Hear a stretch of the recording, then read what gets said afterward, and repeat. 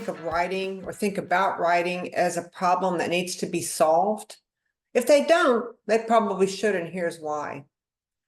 When we think about writing anything, whether it's an SOP, whether it's a report, whatever it is, as solving a problem for the reader, what that forces us to do is then to think about the conclusion that we want the reader to come to, right? What we call in our workshops the outcome. What is the outcome you want your readers to come to? What is it you want them to do, to think, to believe?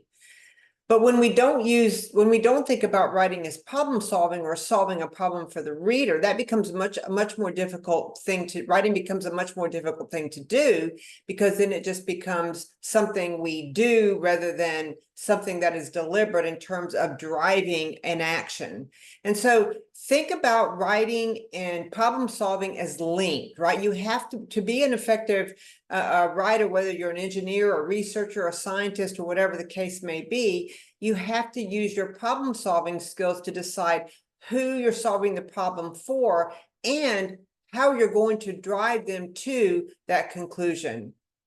Want to learn more? Contact us, hurleywrite.com, payment Hurley Write, 877-249-7483. I look forward to chatting with you.